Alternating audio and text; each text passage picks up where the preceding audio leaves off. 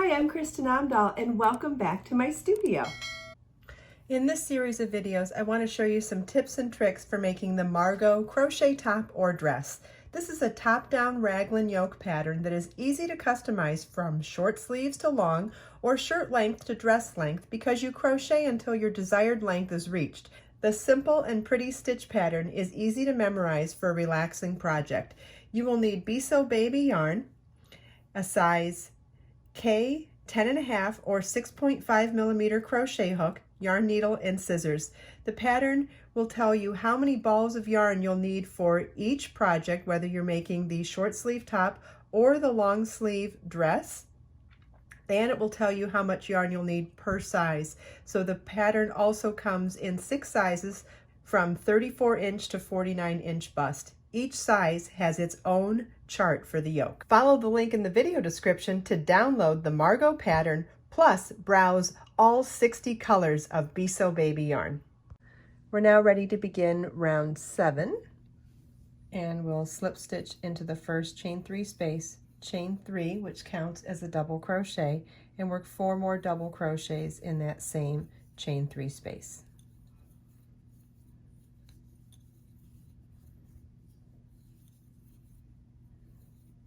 Single crochet in the next chain 3 space, 5 double crochets in the next chain 3 space,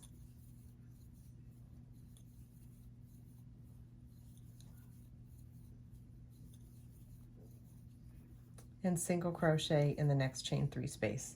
And so our repeat for this round is 5 double crochets in the next chain 3 space,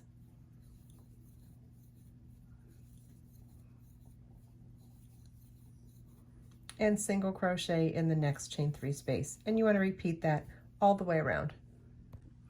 At the end of round 7, we slip stitch to the top of the chain 3 at the beginning of the round to join.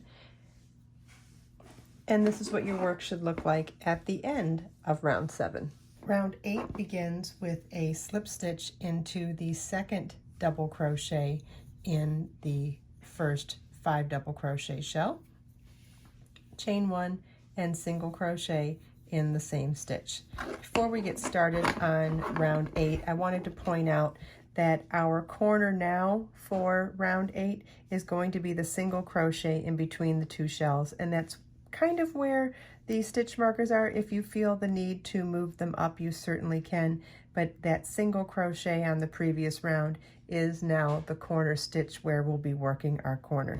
So we're going to work our established pattern, and round 8 is a repeat of round 4, which is chain 3, skip 1 double crochet on the same shell, single crochet in the next double crochet on the same shell, chain 3, skip the next double crochet on the same shell, skip the single crochet, skip the next double crochet on the next shell, and single crochet in the next shell. So it's chain 3, single, chain 3, single.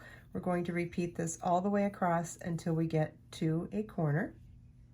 And in each of the corner single crochets, we'll work chain 3, double crochet in the single crochet, chain 3, double crochet in the same single crochet, chain 3, that's our corner, and then we'll go back to our single crochet chain 3 stitch pattern until we get to the next corner. And you want to repeat this all the way around. At the end of the last repeat, you want to slip stitch to the first single crochet at the beginning of the round to join, and this is what the end of round 8 should look like. And this is what your work should look like at the end of round 9. Round 10 begins with a slip stitch into the first chain 3 space, chain 1, and single crochet in the same stitch. Round 10 is a repeat of round 6, chain 3, and single crochet in the next chain 3 space, and you want to repeat chain 3, single crochet in the next chain 3 space until we get to the marked corner single crochet, and that's where we'll do something differently for our corner.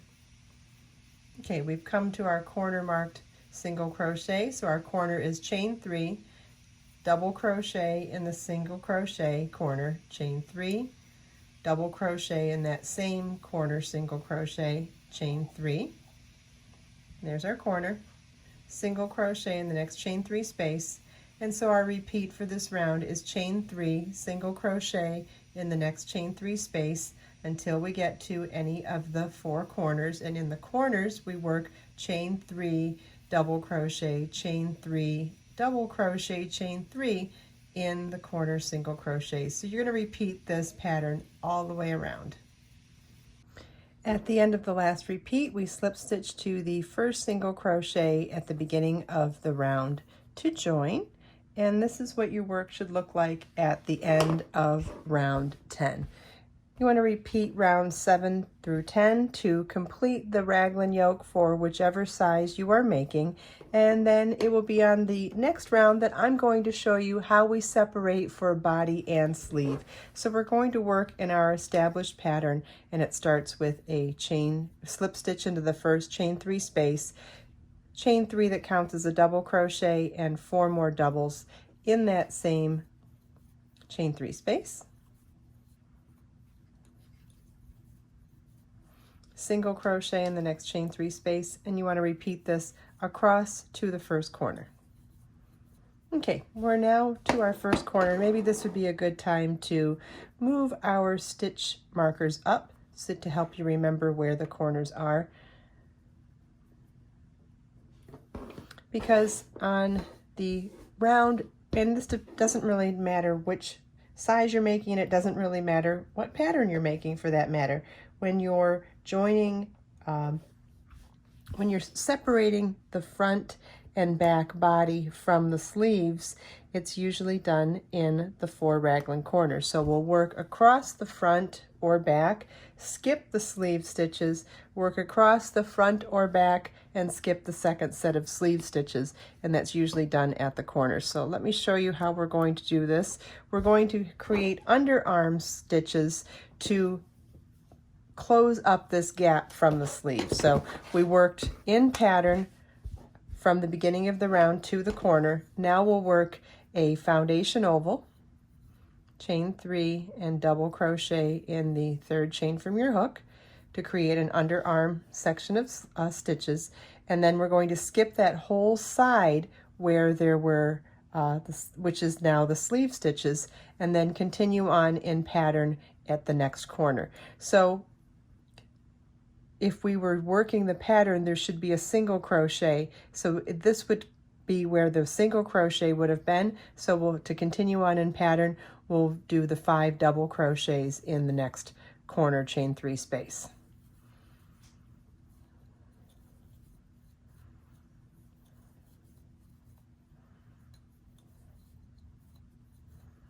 Then single crochet in the next chain 3 space, 5 double crochets in the next chain 3 space. So we're going to work in our established pattern across the back, and then it'll be when we get to that second corner, we'll do a foundation oval and skip that whole section of sleeve stitches, sleeve being the short edge of the rectangle, and then come to the corner. We'll do exactly what we did on this side, on the second side, and continuing on in our established pattern.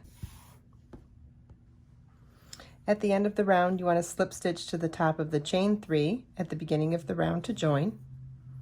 As you can see, we've now taken that 2-dimensional rectangle and turned it into a 3-dimensional yoke. We now have a round body section and 2 round sleeve sections. We have the neck hole opening at the top, the sleeves on each side, and the body opening on the bottom. And so at this point, we are ready to work the lower body, which is simply working the same exact stitch pattern we used for the yoke, but without requiring any of the corners anymore. So just you're going to work even in pattern for your desired length, whether you make the sweater top or you make the dress.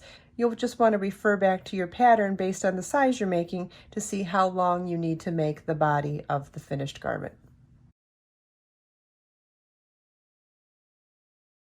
I hope you enjoyed this video. If you have any questions at all about anything we talked about in this video, please leave them for me in the comments. Let us make time to create, share, and inspire today and every day. I'll see you in the next video.